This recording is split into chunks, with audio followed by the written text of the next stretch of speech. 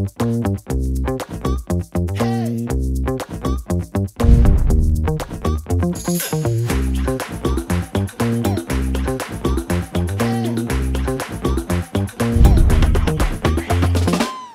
nous sommes très fiers de publier le premier roman d'Irène Valero Carthage.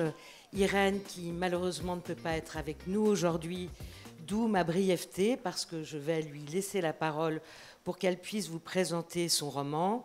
Irène Valero, vous vous en souvenez certainement, a publié un essai qui s'appelait « L'infini dans un roseau », édité aux Belles Lettres en 21, qui a été un très grand succès de librairie, salué comme le travail d'une immense chercheuse et surtout d'une merveilleuse conteuse. Donc ce roman, nous le publions en coédition avec les Belles Lettres, justement, et on y retrouve l'immense talent de conteuse d'Irène Valero. Et il nous raconte une légende, la naissance de la légende de Rome. Et quand le livre s'ouvre, Énée, ayant fui Troie, aborde au rivage de Carthage et va rencontrer la reine Élissa, plus connue pour nous sous le nom de Didon. Et je laisse la parole à Irène. Je suis Irène Vallejo, autrice de L'infini dans un roseau. Je t'ai invité à dire quelques mots sur Carthage, un roman qui raconte la naissance d'une légende. En fait, l'idée même d'écrire est née de ma fascination pour les légendes. Comment nous les racontons, comment certains les utilisent et parfois les manipulent, c'est que nos histoires révèlent sur nous. Ce roman plonge dans une histoire très particulière, la légende des origines de Rome, l'histoire de l'origine de notre monde en somme. Cette histoire contient des personnages éblouissants et de grandes aventures. La littérature occidentale est née l'arrache aux lèvres. Les premiers mots de l'Iliade n'est autre que colère.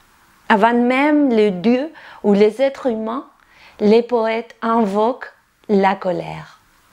Dans ce contexte d'exaltation guerrière, il paraît surprenant que les grands poèmes épiques des Romains, l'Énéide, mettent en scène un déserteur. Voilà en effet un paradoxe audacieux. Énée se montre toujours réticent à combattre. Il démontre alors qu'il est un héros anormal, un perdant qui fuit de Troie quand la cité tombe aux mains de l'ennemi. Il choisit de s'échapper de la ville en ruine avec son père sur les épaules et son jeune fils à la main, devenant ainsi l'image plus ancienne des personnes qui s'occupent à la fois de leurs parents âgés et de leurs enfants encore jeunes. De la génération dite sandwich, quelque chose de tout à fait contemporain. Devenant aussi un réfugié, la plus ancienne image du migrant, toujours au bord du naufrage. Un homme qui plaire et maudit la dévastation causée par la guerre.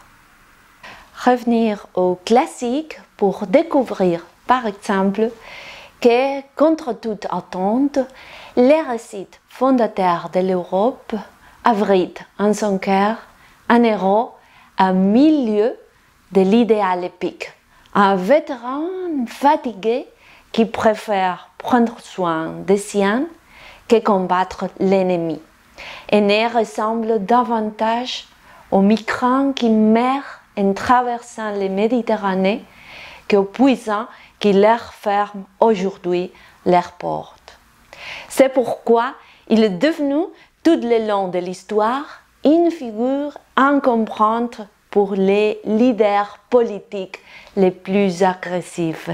Le fascisme italien a censuré pour les représentations officielles l'image de l'homme chargé de son père et son jeune fils, parce qu'elle contredit l'épopée du chef militaire victorieux et solitaire. Énée, plutôt que des âmes molaires pendant la nuit tragique de la chute de Troie préfèrent s'échapper à la recherche d'une ville où son fils, Ascagne, pourra grandir un peu.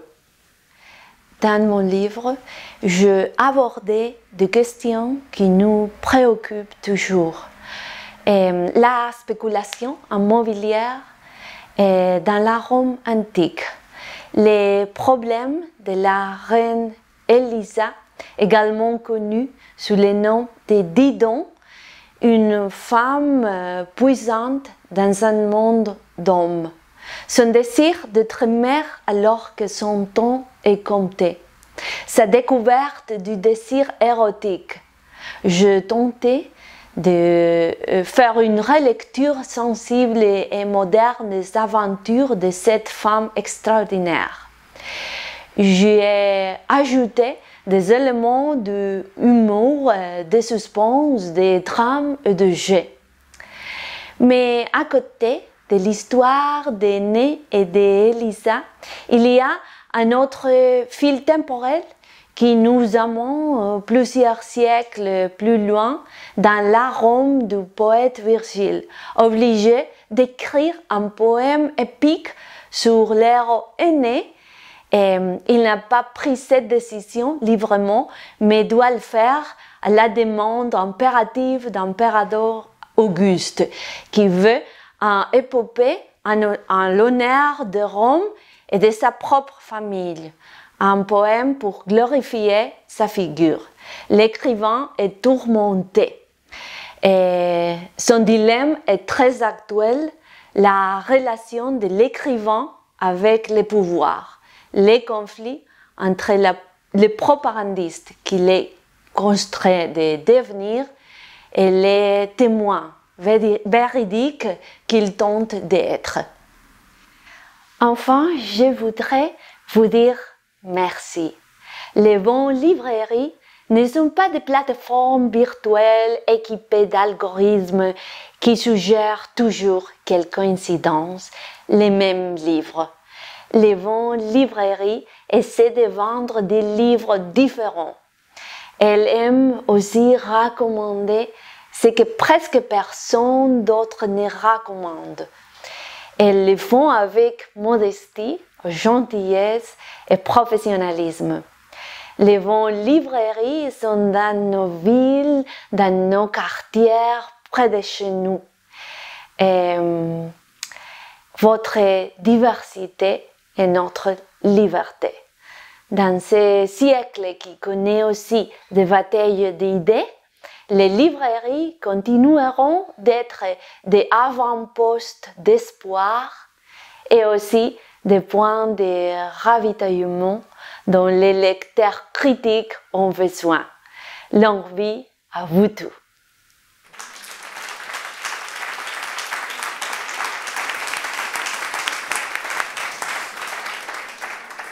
Et à propos de bonnes librairies et de très bonnes librairies, je vais maintenant donner la parole à Thibaut Raden de la librairie L'Écriture de Vaucresson. Merci. Bonjour à tous. À l'instar d'un Énée qui arrive épuisé de la guerre de Troie sur les rives de Carthage, le lecteur ici, il entre dans le livre sans vraiment savoir ce qu'il attend. Et si Énée, et donc vous, ici présents, allez rencontrer Élisa, qui est Irène Valero, c'est parce que quelqu'un vous guide. Ce quelqu'un aujourd'hui, ça va être moi.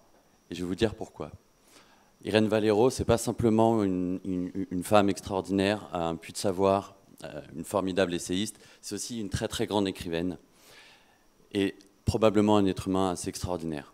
Pourquoi c'est un être humain extraordinaire? Parce que quand vous lisez l'histoire de Énée et Élisa, des gens qui sont autour d'eux, de leurs enfants et de tout ce dont elle parle ici, parce qu'il y a énormément de choses, vous lisez avant tout l'histoire de deux êtres humains qui, en fait, portent sur eux le poids du monde, de leur monde, alors que pourtant, ils n'aspirent qu'à une seule chose, qui est la liberté et la tranquillité. Et ne me dites pas qu'ici, il n'y a personne qui n'aspire à ça.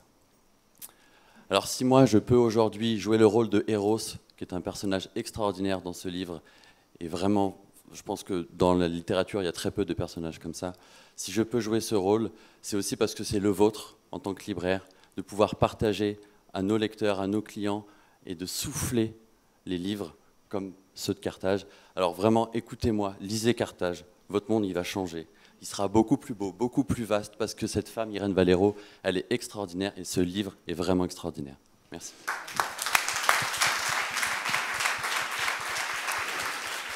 Merci Thibaut, merci Anne-Michel.